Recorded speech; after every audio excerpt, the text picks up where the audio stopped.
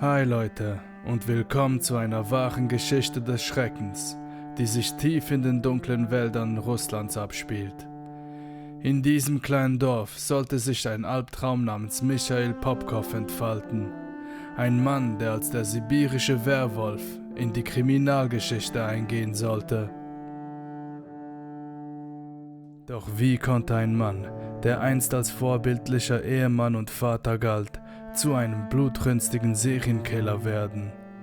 Die Antwort liegt in den düsteren Geheimnissen seiner Vergangenheit und den Wäldern, die tief in seinem Inneren lauerten.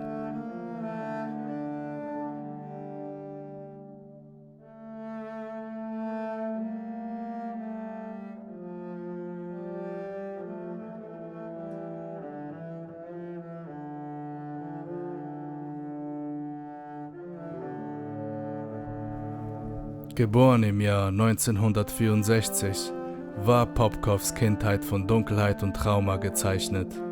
Eine alkoholabhängige und missbräuchliche Mutter prägte seine frühen Jahre und legte den Grundstein für das Ungeheuer, das er werden sollte.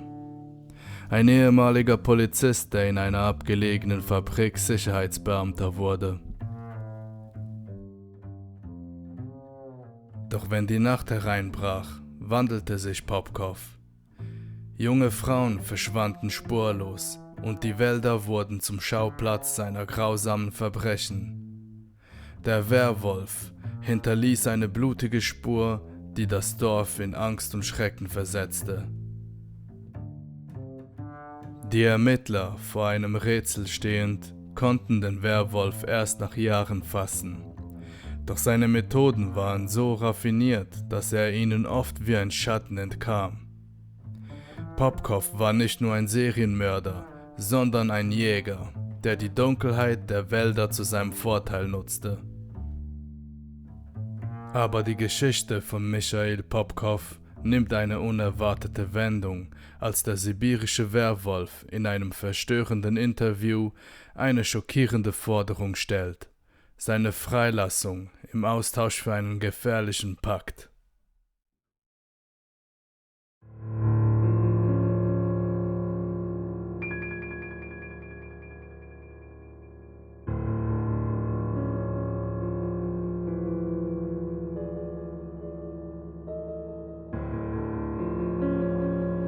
In einem verstörenden Interview mit dem russischen Fernsehen forderte Michail Popkow seine Freilassung. Doch nicht aus Eigeninteresse, sondern für den Krieg. Er erklärte, bereit zu sein, für Präsident Wladimir Putin an die ukrainische Front zu ziehen. Im Gegenzug verlangte er seine Begnadigung. Popkow, der als Funker in der sowjetischen Armee diente, sieht sich als sehr gefragt für den aktuellen Kriegseinsatz. Trotz seiner 10-jährigen Haftstrafe ist er überzeugt, dass er schnell seine technischen Fähigkeiten auffrischen und sich der Armee anschließen könnte. Popkow sagte: „Ich möchte mich der Armee anschließen, ohne einen Augenblick des Nachdenkens."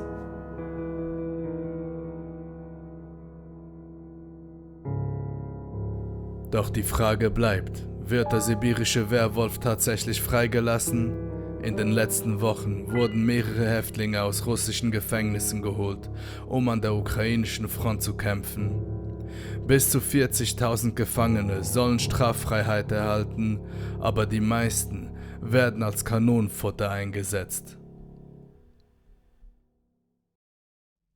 Die umstrittene Praxis, verurteilte Straftäter in den Krieg zu schicken, scheint sogar vom Präsident Putin selbst unterstützt zu werden.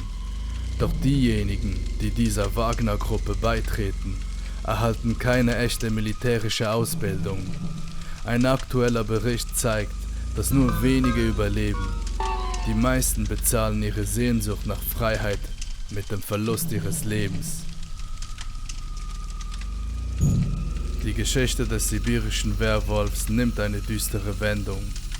Die Dunkelheit, die einst die Wälder überzog, scheint nun auch in politische Intrigen verwickelt zu sein. Wir werden die Entwicklungen im Auge behalten und hoffen, dass die Opfer dieses Ungeheuers endlich Gerechtigkeit erfahren. Wenn euch das Video gefallen hat und ihr mehr über solche Fälle sehen wollt, klickt oben rechts auf die Infokarte. Dort habe ich euch den Link zum Fall der Bestie von Rostock verlinkt. Ansonsten passt auf euch auf und bis zum nächsten Mal.